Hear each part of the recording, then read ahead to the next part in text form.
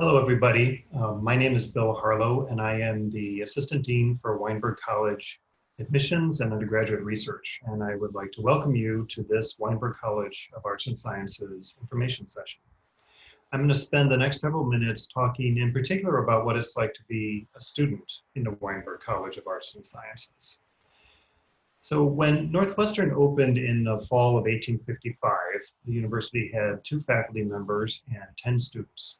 It's obviously grown a great deal. Today we have hundreds of faculty members and thousands of undergraduate and graduate professional students. But what has not changed is the centrality of the Weinberg College to Northwestern. When the university opened that year, what is today the Weinberg College of Arts and Sciences was the entirety of Northwestern. There were no other undergraduate schools and there were no professional schools either. We maintain that pride of place, if you will, today in that all Northwestern undergraduates take classes in the Weinberg College. And the reason for that is that really ever since the founding of Oxford and Cambridge in Great Britain almost 1,000 years ago, the liberal arts have been central to higher education in the West. So what do we mean by the liberal arts? Well, in ancient Greece and Rome, there were the language arts and the mathematical arts of the trivium and the quadrivium, as they were known, that were codified. And basically, the language arts dealt with just that, with language, with how we use words. And the mathematical arts dealt with how we use numbers. These different disciplines were developed over the centuries. They were passed down to us in the United States through the universities of medieval Europe. And they're still relevant today in terms of answering basic questions about knowledge, both pure and applied. And they help us understand our world and our place within it. And so within the Weinberg College, the main curricular areas can really be divided into 3 distinct sections, although they do blur a bit from one to another. The first of those sections would be the humanities and the fine arts. The second section would be the social sciences.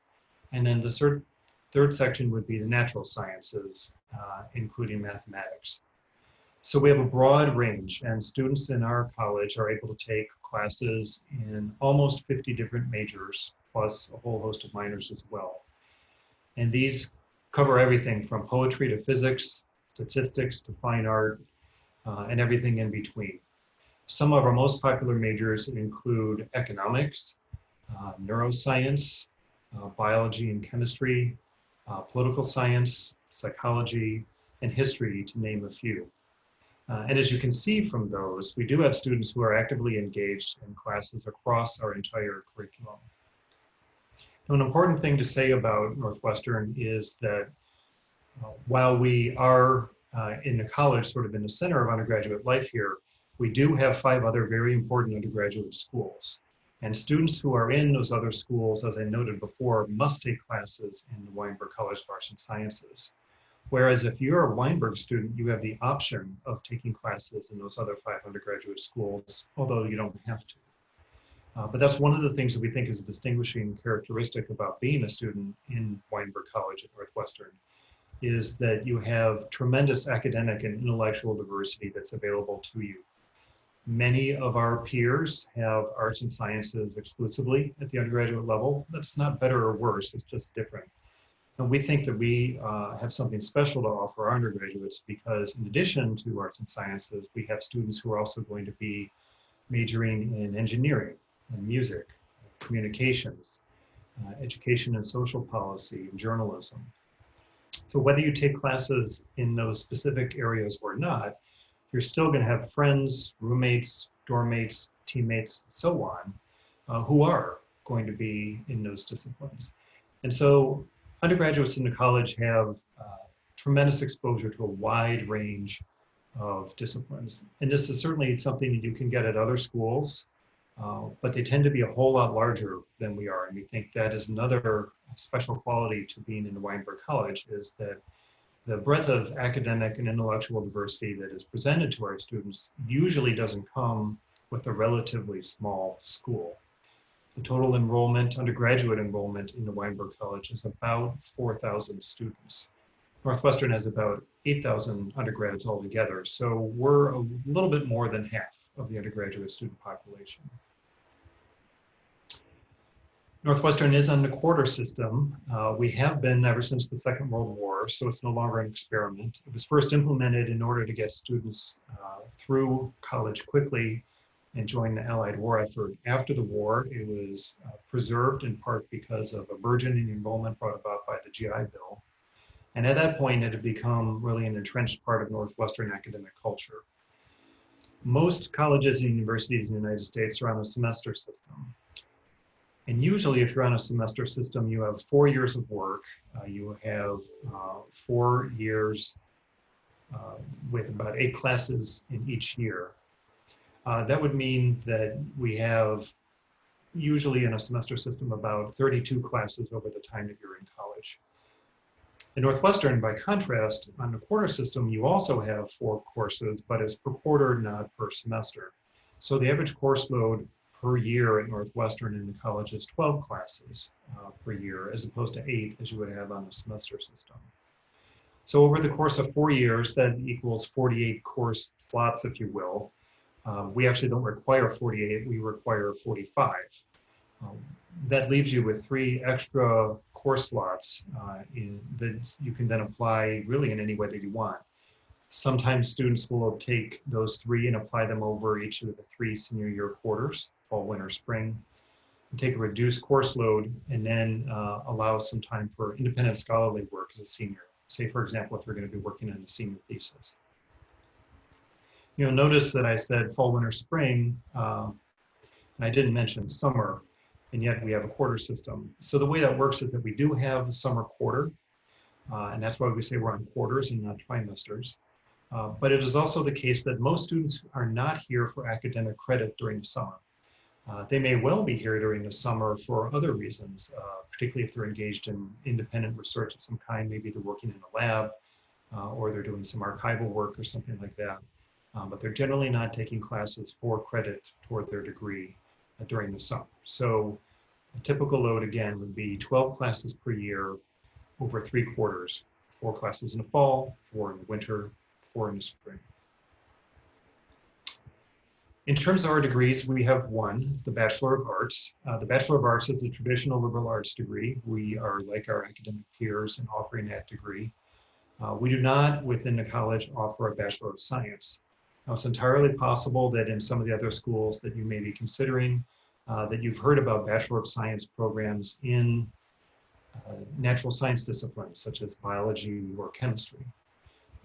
We, of course, do have those academic departments, but we do not offer the Bachelor of Science in those. It's strictly the Bachelor of Arts. Now, that should not be a concern.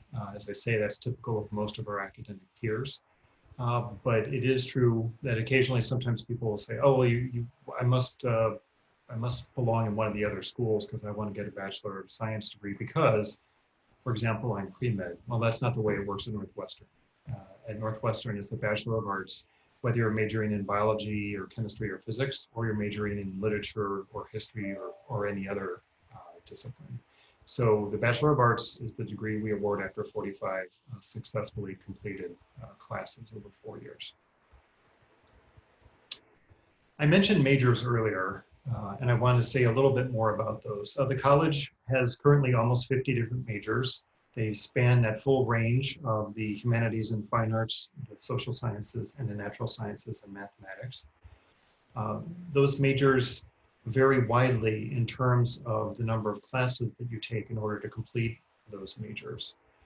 There's a great deal of information on all of our majors and minors available online. What we suggest is that you go to the Northwestern website and then from there drill down to the specific major or majors that you're interested in. All of the majors maintain up-to-date websites that offer information about who's teaching classes, who's on the faculty in general in that department, what classes are required for a major, what classes are required for a minor if that is offered, and so on. So it's an excellent place to get specifics about majors that we offer within the college. I do want to note that we, in addition to regular traditional disciplinary majors, We also have some majors that are called adjunct majors.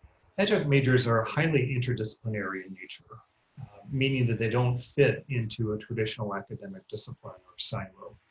There can be many advantages to taking one of these adjunct majors, but importantly, if you choose to have an adjunct major, then you must have a second major in the college as well. And that second major may not be another adjunct major, it must be one of our traditional disciplinary majors. The reason for that is that the college wants all of its students to have a grounding in a traditional academic discipline. Different disciplines have different ways of knowing about the world, different epistemologies. And we want our students to become familiar with at least one of those. And I can give you an example. If you think about the natural sciences, say biology or chemistry, then empiricism, the scientific method, is a great way to explore knowledge and create new knowledge. One comes up with a hypothesis, you can test it in the lab, see what the results are, and then go from there. That works really well in a science laboratory, it works well at the bench. It's a great way to work with some of the natural science disciplines. It doesn't work very well, however, with something like literature. Literary theory would be a way that you might use to approach literature. And I would argue that neither of them are particularly effective when you're working, say, with history. So historiography, the way that we work with oral and written sources, how we work with archival sources, that doesn't really have a whole lot to do with literary theory or with empiricism, but all of these are examples of ways that we understand our world and our place within it, and we think that they're equally valid because of that. And so we want our students to have a disciplinary grounding. Disciplinary majors provide that, adjunct majors tend not to, and so that's why we have that requirement that if you have an adjunct major, then you must also have a disciplinary major. So that may raise the question, well, how many majors do students have? The requirement in the college is that you have one major, and about half of our students have one major. About the other 50% have two majors. And occasionally there's someone who will have three, but usually students will have the one major or two majors. There is no strong directive about which way you need to go with that. There are times when two majors might make sense. We have a lot of students who are pre-med in terms of what they're thinking about for their undergraduate education, and so they will often have a traditional pre-med major like biology. But they may choose, for example, to have a major or minor in philosophy because they're interested in also studying ethics. And having an ethical understanding and ethical background is not only important for medical work, but also for thinking about medical and ethical problems. So that's a very powerful combination. An example of where two majors might make a lot of sense. I think an example where two majors does not make a lot of sense would be, well, my roommate has two majors, so I should have two. I do think that sometimes majors are a little bit like prescription medicine. It's not necessarily a good idea to take more than the recommended dose. And so there are times when one major is really the right way to go. There are other times when two majors might be the way to go. As I say, all of our information on majors is available online, and that's an excellent place to look for that information. There you will find information about our minors as well. There's several other aspects of the curriculum that I would like to touch on now. All first-year students at Northwestern who are in the college have to take 2 first-year seminars. This is a really great thing. I think that many colleges and universities, if they offer first-year seminars at all, usually will have you take 1. In the college, we require you to take 2.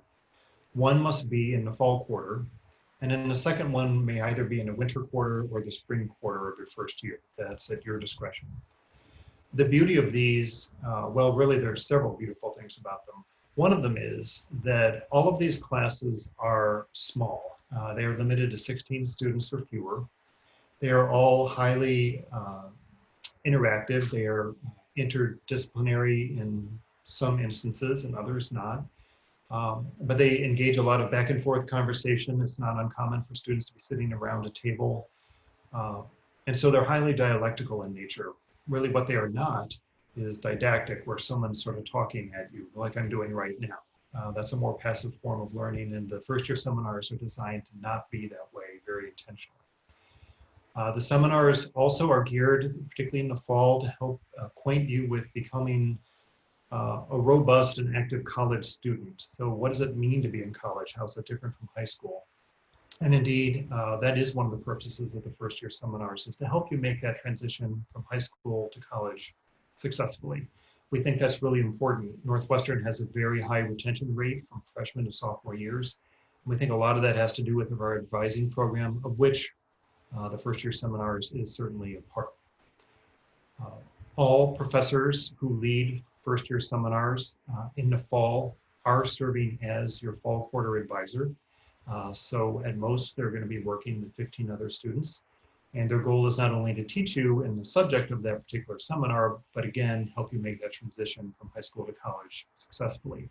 They see you in class every week. They get to know your strengths, your interests. And so they're really there as a faculty mentor, in addition to being a professor for you when you get started first thing in Northwestern in the fall of your first year. For the students who are going to be entering in the fall, we send a list during the summer of all of the freshman seminars, the first year seminars that are going to be offered in that fall quarter. Usually that list is around 70 seminars. We ask students to rank in order of preference their top 10. Most years we place 100% of students within their top 3 or top 4 choices. So you will get something that you like. In the winter and the spring quarters, we offer about 30 to 40 seminars in each of those quarters. Again, the quarter that you choose for your second seminar will be up to you. But as in the fall, the offerings are broad and they cover the full range of the arts and sciences within the college. And so there are many opportunities for students to choose things that they would like to do. One approach that many students in the college will take is they'll say, well, I'm sort of thinking about X, Y, or Z as a major. And so they might choose a seminar that's in one of those academic disciplines. But they may also, for their second seminar, choose something purely because it sounds interesting to them. They may not know anything about astronomy, or they may not even know what linguistics is, but they like the title of that particular seminar, and so they'll choose to take something like that. I think it's important to understand that the first year seminars are not designed to be introductory courses to a particular major. Instead, they are designed, again, to help you get used to the college way of learning at Northwestern and help you make that transition successfully from high school. Another important thing to say about advising is that once your fall quarter has concluded before the holidays, you are then assigned a Weinberg College advisor. Like the first year seminars, all of the college advisors are also on faculty. They are, as a result, going to be working with students in an advisory capacity, but also seeing students in the classroom. This keeps them grounded in terms of what's going on with the academic culture of the university, but also make sure that students have someone with whom they can work really at any time in order to work towards graduation and the requirements that they need to meet in order to graduate within 4 years. So the college advisors are there to help you with all sorts of planning. And in a way, they're kind of the big macro overview person that you will have as an advisor during your time at college. And so with your college advisor, you might ask questions along the lines of, well, what is it that you think you want to major in? Has that changed? We actually know that the majority of students who graduate from Northwestern into college are not graduating with the major that they put down on the application when they were a high school senior as a possible major. We actually think that's a good thing. It means that students have explored different interests, tried out different areas, and they found new paths as they've grown and matured during the time in college. So that would be one area that you might explore with your college advisors, majors and minors. But of course, the advisors are also there to help you think about things like, maybe you want to do a Chicago Field Studies internship, or perhaps you want to do an undergraduate research grant, or perhaps you want to do study abroad for a quarter or an entire year. Basically, they're there to help you figure out how you're going to package those 4 years together most successfully so that you get the most out of your time in the college in particular, and also Northwestern in general. The college advisor you're assigned at the end of the fall quarter of first year is going to stick with you all the way up to graduation. So they are with you for the long haul. Once you declare a major, which you have to do by the end of your sophomore year, then you'll be assigned a major advisor. If you have two majors, you'll have two major advisors. We also have pre-professional advising for health and business and for law. There also is a great deal of advice and guidance given for students in terms of career preparation. The Northwestern Career Advancement Center offers much information to students as well. So the upshot is that if you come to Northwestern and you're in the College of Arts and Sciences, you get a great deal of advice, counsel, and guidance, and we think that's really important. It's one of the things that you would hope to find in a really good private liberal arts college setting. Overall, we have over 4,000 courses. We have over 600 faculty. And so we provide a very intimate feeling, strong intellectual community within the college. That's one of the strongest aspects of our undergraduate curriculum.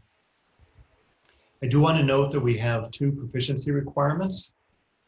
It's important that students understand that they need to meet these because they are part of our requirements for our degree. One of these requirements is in writing. We believe strongly that of all of the skills that a liberal arts education imparts, one of the most important is the ability to write and write well. Most of the students who get into Northwestern are good writers. That's probably not surprising. Our goal is to take you up several notches in terms of your writing ability by the time you graduate.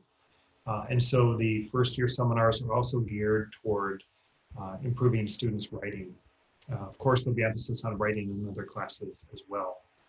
We also have a foreign language proficiency requirement. Proficiency should not be confused with fluency. Proficiency we define as the equivalent of 2 years, i.e. 6 quarters, of college level work in a foreign language. Students will generally approach this in one of three ways. Many students who come to Northwestern will say, you know what, I've been taking French or German or Spanish or whatever the language happens to be in high school, and I want to continue with that. I'm going to become fluent. I might just study abroad.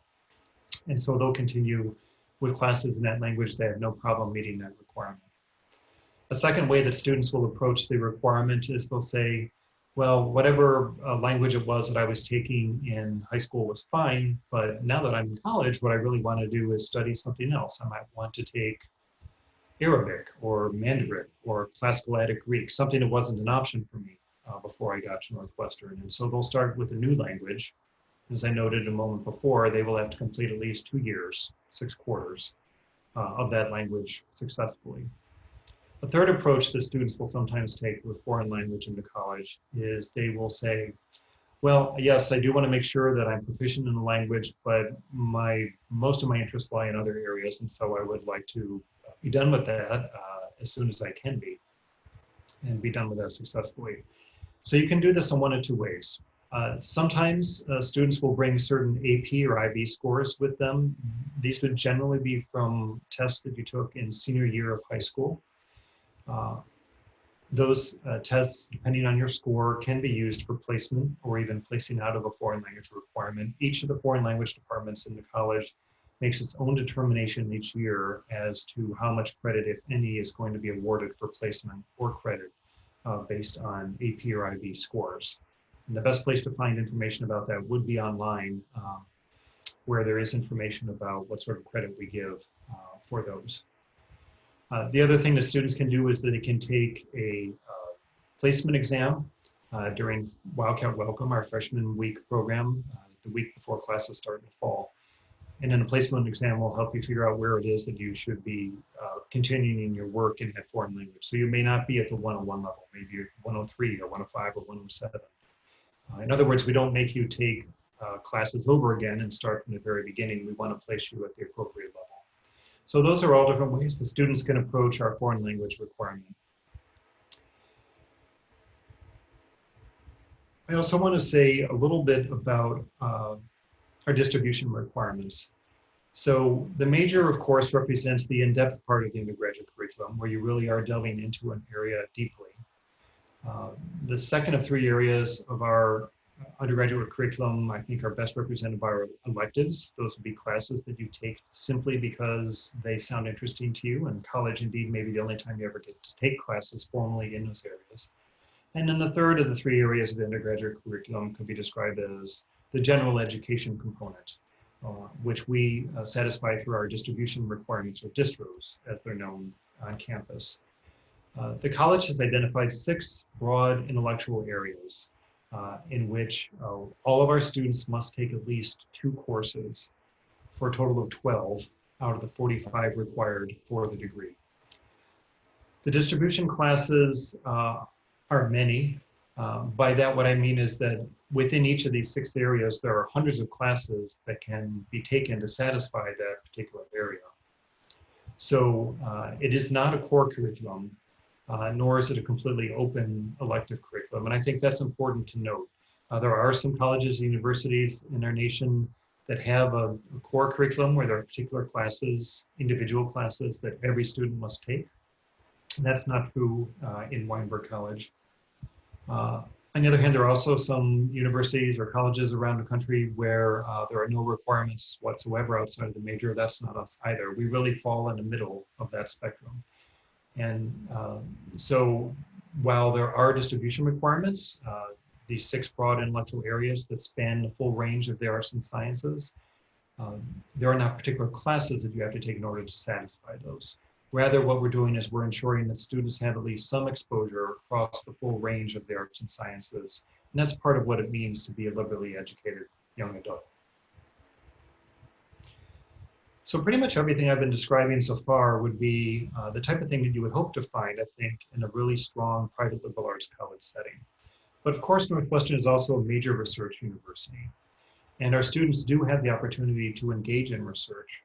As you might imagine, it's more common to engage in research as an upperclassman as opposed to a first-year student or a sophomore. But we do have students from all 4 years who are engaged in research. We offer undergraduate research grants both during the academic year and for conference presentation travel, and also for work that's done during the summer. This is done through programs within the college and also within the university more broadly. Last year, and all of the years in recent years, the university has awarded several $1,000,000 to students to support their research interests. And within the college, that amount has been hundreds of thousands of dollars every year.